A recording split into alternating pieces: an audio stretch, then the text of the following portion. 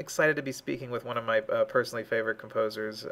Steve Jablonsky is one of the biggest names in his field, and his fantastic style has helped define the action genre over the years. His work is not only exciting but emotionally moving and working on many different levels.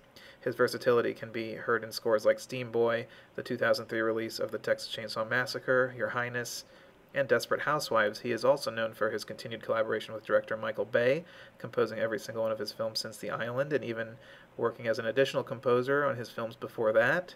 His most recent score is to Ender's Game, which is a fantastic and immersive score. I really loved it, and thank you so much for chatting today, Steve.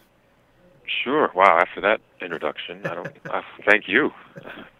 So to start, I would love to know what got you interested in music. Why did you pursue it, and kind of what led to composing?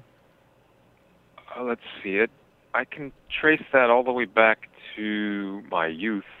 I grew up in L.A., and I don't know if that's part of why I was such a film fan, but I Hmm. was a big fan of film, and a lot of my friends were a fan of films, but I was, in addition to that, also a fan of film scores. And like I remember getting when I was a kid the double album for Star Wars, and I was so excited to have that. And so it started, like I guess a lot of composers my age, started back then with guys like John Williams, and then he opened the door to other people that I discovered and loved. But it I didn't know at that age, or really until I started working at Hans's place, that I didn't really know I wanted to be a film composer. To be honest, it was kind of a fun hobby. Uh-huh. I loved scores, but I went to college for computer engineering initially, was Oh. my degree, and it was a year into it. I was really just not into it anymore. I knew it wasn't for me. I had friends uh, who were also computer engineer majors and who they loved what they were doing, and they helped me realize that I couldn't do this for a living. So I was, but I should mention also that I played clarinet and a little bit of piano through my youth. So I had already taken some music classes in college. So I switched to a music major, not really knowing what that was going to get me. I didn't intend certainly to do film scoring, because at the college I went to UC Berkeley up in Uh-huh. Northern California. They certainly didn't have any film scoring programs or anything like that. It was just music theory. So I graduated from that, came back to LA, thinking maybe I would do recording engineering, because I had some gear at home. I messed around. I had a little keyboard and a tape deck and things like that. And because I was such a fan of Hans for many years, I discovered him in high school or Uh-huh. whenever it was, and I was a fan for so long. I knew his studio was somewhere in LA, so I looked it up and called to see if they needed help of any kind, intern help, and they said, yeah, come on over. So I went over, and again, still didn't think I'm going to be a film composer. I just went there wanting to see what goes on there and Right. get a glimpse of Hans and just be a part of it. And it was good timing, because it was around that time that Harry Gregson-Williams had come over from the UK to work there as well, and he needed an assistant. And so I was there at the right time and got hired as his assistant and started doing mostly technical stuff. But after a little while, I got to know Harry, and he would let me use his studio just to play around while he was not there. So he realized I was interested in writing, even though I was still just a hobby, but I was just doing it for fun. So Right. I had done that for years. I would just mess around on the keyboard, try to figure out the theme to Indiana Jones, and try to figure out the orchestration just for fun. But Harry, when he realized I was I was interested in writing, he started giving me scenes here and there to look at on films that he was doing, and that kind of just snowballed until I was writing a lot of stuff for him. He gave me the great opportunities, and then Hans took notice, and I kind of moved over and got a room of my own and started writing cues for Hans. and that's all sort of a blur that time. It was a great experience to watch those guys, working, and they would critique my work, and I would learn so much from first Harry and then Hans, and it just kind of happened. I mean, I still wasn't specifically thinking, God, I want to be Harry someday or Hans. It was just I was having such a great time, and so thankful to be at this great place with these guys, these legendary guys that, whatever they wanted, I would do, and it turned into me getting my own films, and it just sort of happened. I don't know. It was a very cool thing for me because it just sort of organically happened. And Right. I was never trying to do this or that, and it just sort of happened, which is nice. I mean, that's a pretty cool story. Just and that's a lot of people I talked to. Like I just talked to Dominic Lewis, and he kind of said the kind of same thing. And he working through with John Powell and just being at remote control and just kind of being immersed. It's the best university in the world. Oh yeah, no, he's totally right. He's a great guy. He's totally right. It's like you can study all you want at college, but going to a place like that, and maybe working for other composers as well, I'm sure you get to see guys like whoever Jerry Bruckheimer come in. You see how they these meetings, and you're not in the hot seat because you're just helping at that point, but you get to watch and see how to deal with these guys and what the politics and just all the stuff it's not just about writing the music. It's about dealing with all of these different producers and directors and schedules, and so I really learned that side of it too. That's the stuff it's hard to teach and without seeing it firsthand. Absolutely. And your sound and style has become so identifiable, and you're an amazing auteur, one of my favorites. And as a composer with such a strong voice, what are your main inspirations, when taking on a project? What specifically about a film, or a TV series or a video game kind of gets your creativity flowing the most? Well, there's two things I generally look to for that, and that is, the first is whoever the main creative voice is behind the project, and often there are a few. Like on something like Transformers, it's obvious, it's Michael Bay, right? And it's always going to be the director. But on other things, it might be a producer or like the video game, like Gears of War. There was Mike Larson was the audio director, and Cliff Bleszinski, who everybody knows, who ran that company. Those two guys were kind of the guys I would bounce ideas off of. So whoever the creative people are on whatever project, I discuss ideas and everything from that. Get there because it's their project, and I want to make sure they're happy and they convey the emotions or whatever it is they want to convey. I want to make sure I help that. Right. And the second thing is when I actually start writing, I really take all of my inspiration from, on a film, for example, whatever cut they have. If it's usually a very rough cut, but I'll ask, can I have that, or anything, even if it's just scenes. I really like to sit and watch scenes, or if I have the whole film, I'll watch it once, play around at the keyboard, watch it again the next day. I try to get as immersed into the film as I can and study the actors, the intensity, the level they have, the pace that they speak at, and I like to not step on these performers and not overstep my bounds. I generally like to let the picture tell me what I should be doing, rather than I just write something and stick it on the scene and hopefully it fits. Right. I'm trying, like on Ender's Game, for example, you have these amazing performances from Asa, who plays Ender, and Harrison Ford. All these kids, they're so great. So that I really just watch the scene and I can feel pretty quickly what I think the beats are and the shape of the scene and the emotion where it needs to change. It's pretty clear to me usually when I'm watching a scene. And if it's not, I'll call the director and say, look, I'm not sure exactly emotionally what we should be doing with this scene, but for the most part, I can pick up on that. pretty quickly, and then I'll just start messing with sounds and until something fits for me. I'll have the picture running in the background, even though if I'm not writing specifically, if I'm not scoring that scene specifically yet, I'd like to have it running in the background just so I can always look up and see if something feels right against the picture, and if it feels too this or too that, I'll scrap it and try something else. Mm-hmm. And so it's just sort of a process.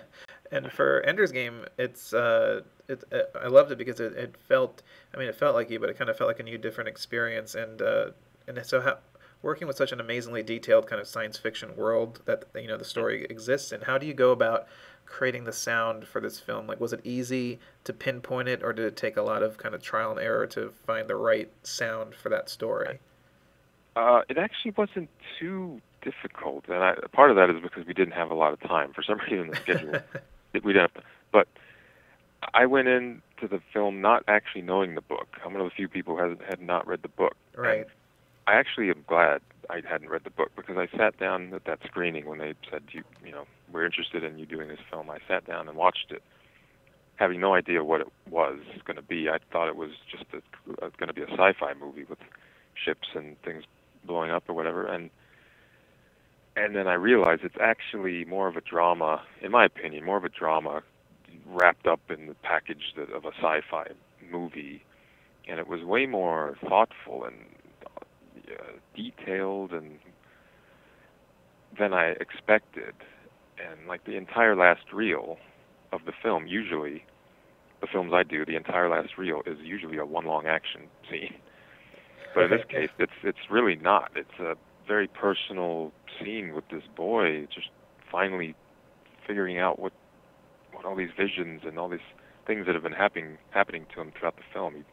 It all comes together, and there's no action at all. And so when I saw that, I got really excited, and because I do, as much as I love doing all these action movies, I do love some a bit slightly more complicated storylines, and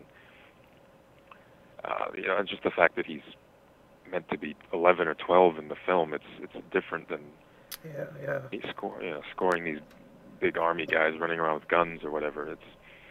So I thought it could be a more personal score a little bit. I know that there are still some big moments in the movie, and we had to score those big, but I actually started just with a solo cello, messing around with ideas around that sound, and it became quite a big thing in the score. We use it quite a bit because it plays to Ender's kind of isolation, and he's a very lonely, isolated guy for a boy through much of the film, and it seemed to fit that quite well. And I noticed there was a lot of long kind of tracks on the album here that kind of really lent for those big dramatic builds, and way different than, say, something like Pain and Gain, where the cues were kind of a bit shorter. And so the goal. So would you say the goal of the music, working with Gavin Hood and everything, like what was the goal musically? Was to build those kind of big dramatic arcs? Right. How I start writing is usually I'll write pieces of music away from picture. I'll be thinking about picture, but I'll be writing it not specifically to pictures. And those pieces you're talking about, some of them were written that way, but I had the scenes in mind, and a lot of scenes in this movie have that shape. And actually, when I was hired, the film editor said to me, you're going to have fun with this because there are a lot of music moments where you can kind of build for a couple minutes and then it pays off. And I said, great, I like to hear that. So that was the shape of some of the bigger scenes in this. Was definitely, some of the battles, you start tense and it just builds and builds, and like the Dragon Army battled and they win, or the scene when he's spinning. I don't know if you've seen the film, but there's a scene when he does this really cool zero gravity spinning thing where he's got two guns in his hand, like an old school John Woo movie or something. And he's shooting. And there's a big build up to that, and there's just a few scenes like that the scenes were cut that way. So we scored the music that way, which is always fun for me. It's a fun sort of style to write in. Oh yeah, I loved. I mean, I love the score. The whole flow of it and everything was. No, It thanks. really immersed me listening to it. I really Oh, loved wow, it. nice. Thanks very And much. I mentioned Pain and Gain, and I know it got Right. hammered by critics, but Right. I wanted to tell you just how much I enjoyed that film and the score, and the tone you approached it with was so perfect, and they really misadvertised it. I guess it was very Right. difficult to advertise a film like that. Yeah, I wouldn't have the first clue how to advertise that one. Yeah, because I guess enjoy might not be the right word either, because it's a very Right. disturbing tale, but Yeah. the experience and the tone was Right. spot on, and I think a lot of people it Right. was maybe too brash for a lot of people, but Yeah. yeah, Yeah. but I just wanted to say how much I really loved it. It was one of my things. Oh, thanks. We had fun, and we knew. I mean, I knew how really just harsh and dark it was, and Michael just went for it. And he, a lot of the. I read a couple reviews that said we just don't like any of these people, and for us to like a movie, we have to like at least one person or something. Yeah, yeah, So I get that. Like everyone, even Tony Shalhoub's character, who's the victim, yeah. you just really don't like that guy No, because not he's at all. such. And nobody in the movie, you're supposed to kind of feel for Daniel Lugo, but at the same time, he's just such an idiot, and you can't. So I understand that, but as a film, I've heard what you just said from several people where they're like, actually, I didn't enjoy that. Yeah, it was pretty pretty disturbing, but it wasn't bad. So I think, yeah, you're right. It was marketed weird, and nobody knew Yeah, what the hell it was. yeah. But and speaking of Michael Bay, you and Michael have had one of the most notable director-composer team-ups, in the industry, and you've been working with him for many, many years. What's it like to have that kind of ongoing relationship with a director? How has that relationship kind of evolved from the beginning to now? Do you guys have a different way of working now than you did before, or is it kind of the same shorthand and process? Yeah, well, first of all, I feel very lucky to have something like that with a guy like Michael, who's such a mega director. I people ask me what's it like to be his guy, and I'm like, you know what? I don't even question it. It's such a weird thing that because I know who Michael Bay is before I was even composing, and Right. just to think back then, like if somebody told me you'd be doing all of his movies, and I mean, whatever. So never it's going to happen, but.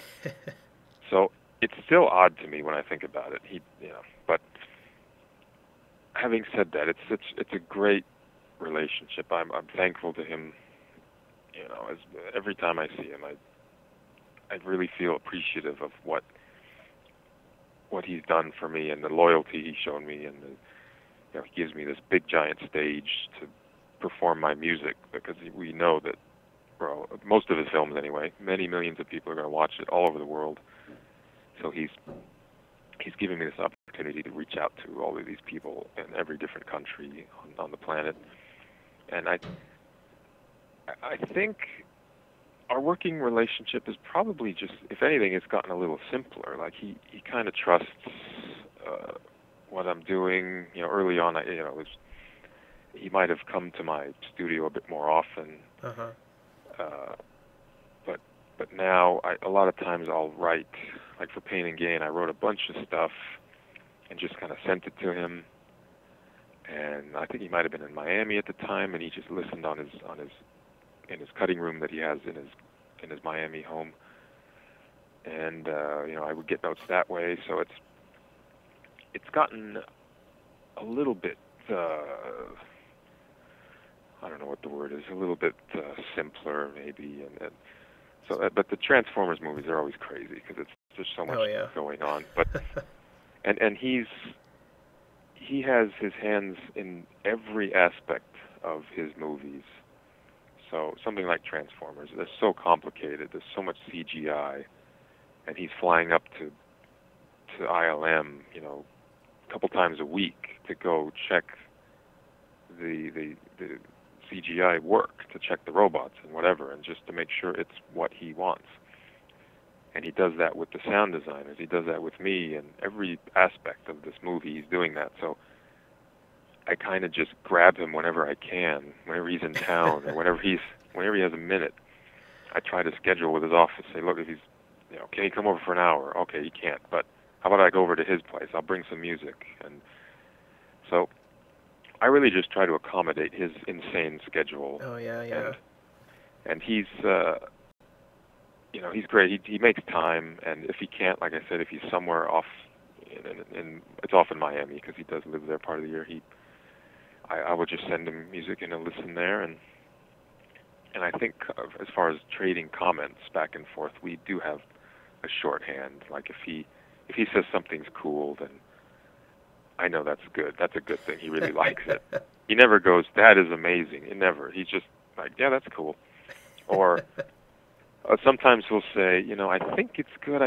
And I understand this." He won't know initially the first time I play him something if he likes it, and he'll say, "You know what? I have to live with this for a while," and sometimes it goes the good way. He'll go, "Yeah, I'm really liking this," or I'll hear, he doesn't like that anymore, so we'll just take it out. And so it's sort of just a natural process we have where I'll play him stuff any way I can. Hopefully it's in person and he's sitting in my studio, but really it's just anything to accommodate his insanity and his crazy life. But so you're working on Transformers 4 right now, the fourth film. Where does the score evolve to now? What direction are you pushing this immense world? It's been 3 films, 3 different scores. Yeah. So how do you want to change or push the music? Well, I'll have to hold off answering that until I actually see it. I haven't seen it, and Michael he's very protective of showing things to people before he's ready, and that's not even a security thing. Although we are very secure with the footage, course, but he's and I totally get this. Like if I'm writing a piece and I don't quite think it's ready, I'm not going to go playing it to everyone that wants to hear it. I want to be comfortable with it before I play it. So he's the same. He wants to be comfortable with things before they're shown to anybody, including me. So I haven't seen anything. I do, because it's a new thing. It's a new cast and everything. It's a real different approach. I do think we're going to try. I hope. My plan is to try something quite different. I don't know what that would be.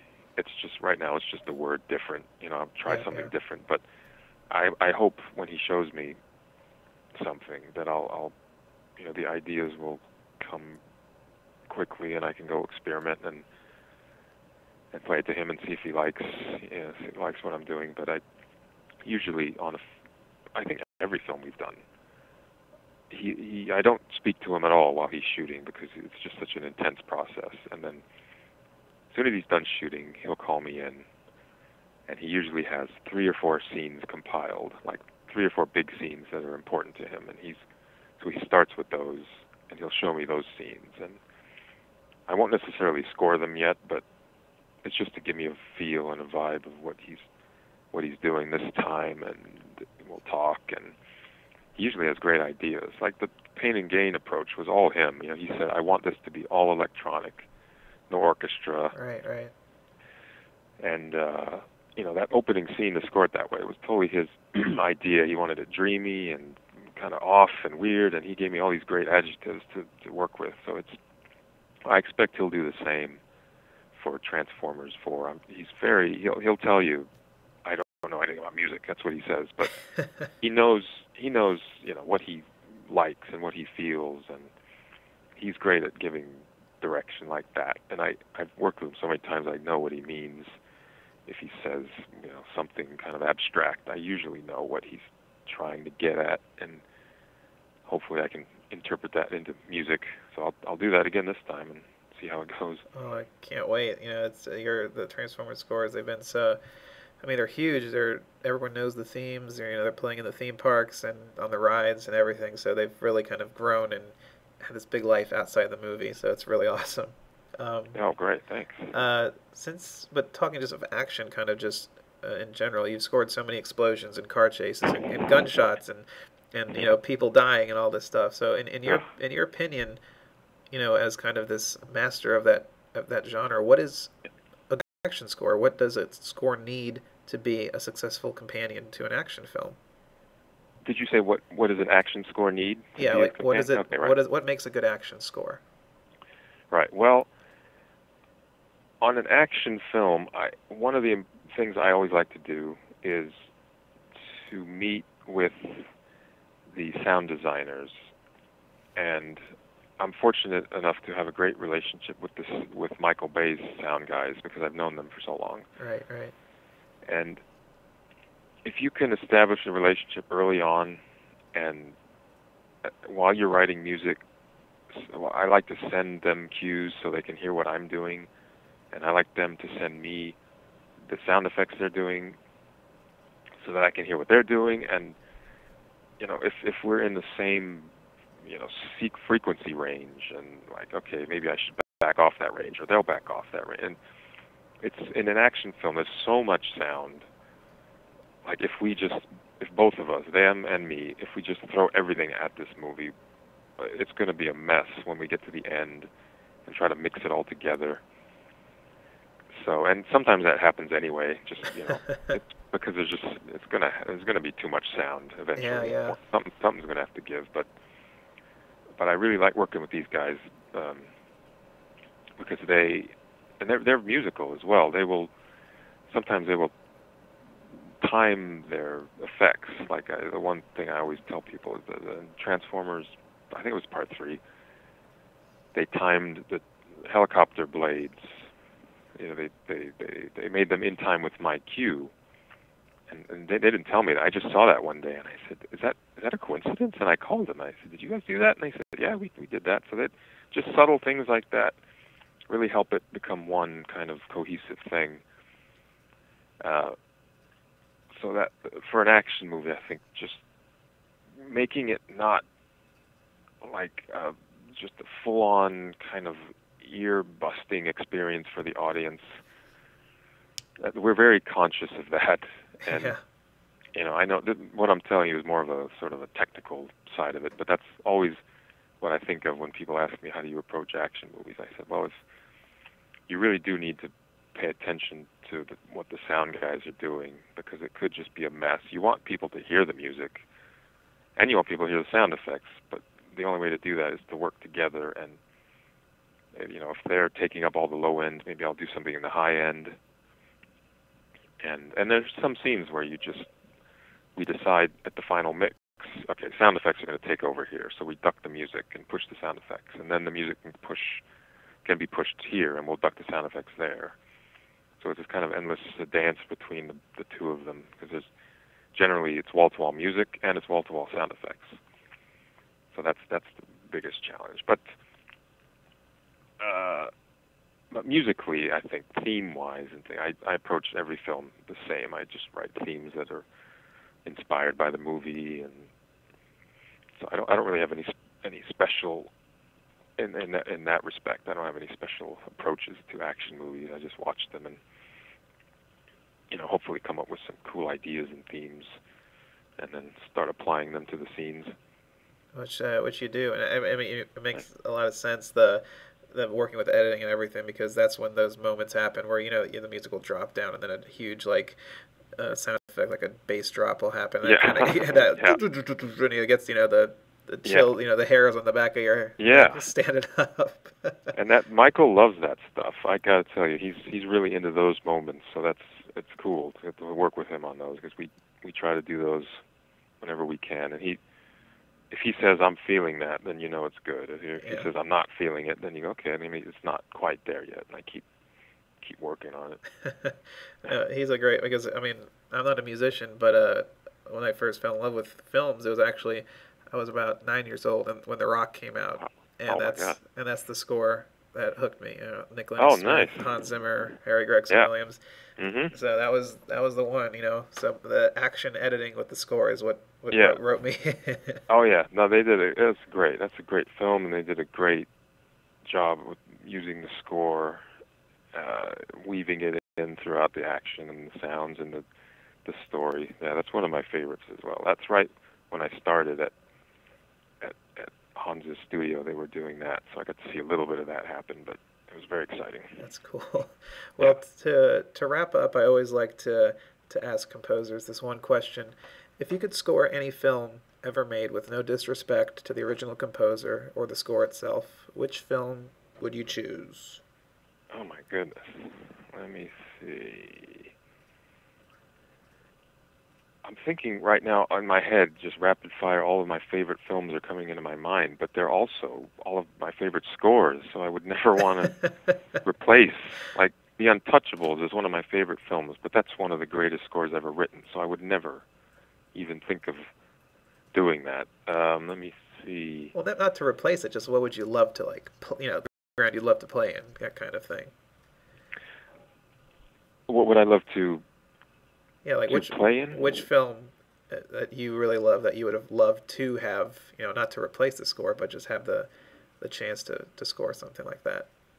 Oh, okay. Well, in that case, yeah, a film like The Untouchables, I think is such a great canvas for a composer, any composer, and Morricone, I mean, knocked that about as far out of the park as you can do. Absolutely, yeah. Because it's such a stylized and it's so uniquely shot, and I don't know, the script and everything about it is kind of like perfect.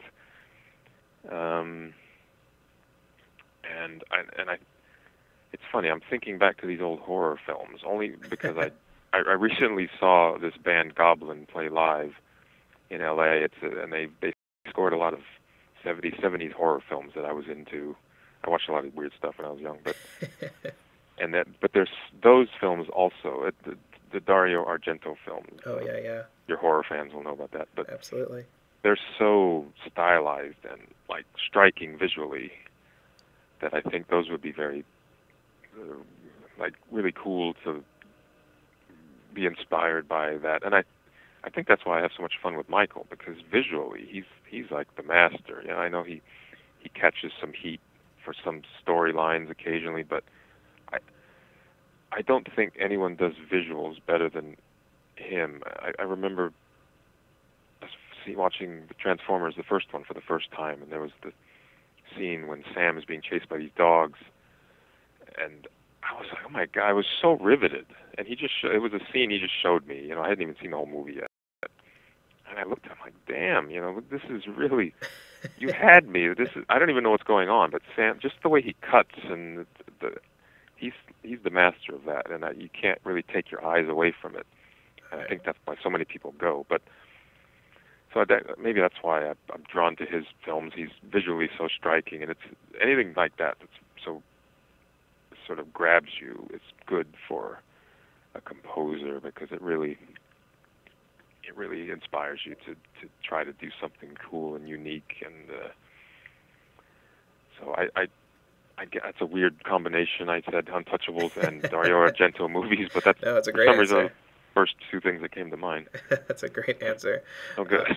But Steve, I just also want to mention you're also reteaming with Peter Berg for Lone Survivor. That's going to be another adventure with you. Is that going to be more of a action-based film or more drama-based? Well, I've actually finished that, and that I worked on with a band called Explosions in the Sky. Oh, okay, yeah. He loves that. He loves that band. Yeah.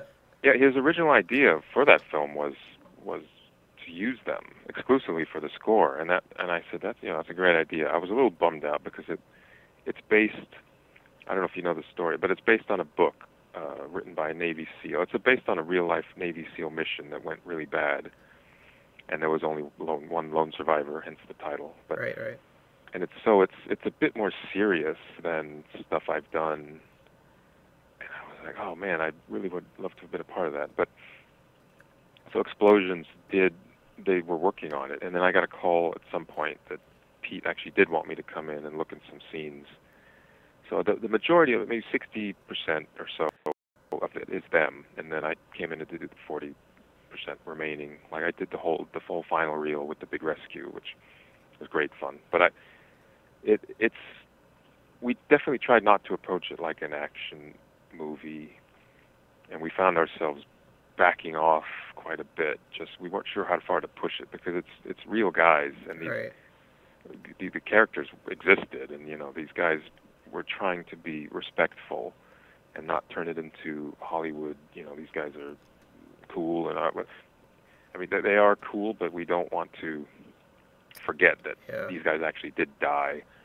And so that was slightly challenging. But I think that was a good call on Pete to bring in explosions, because it's so different than the way you would normally score a war movie. You know, there are obviously big shootouts and things that would be considered action, but we tried to score them slightly differently than, you know, not there are no horns. There's very little. Actually, there is no orchestra. I didn't record any orchestra for this. It's all. I played some guitars and I had my brother come in. We did some drums, and we really tried to keep it sort of a little bit grittier and a bit more real, not quite so big and Hollywood. So it's definitely way different than anything I've done. And well, that sounds not sure what it's. Yeah, that sounds great. I can't wait to hear that.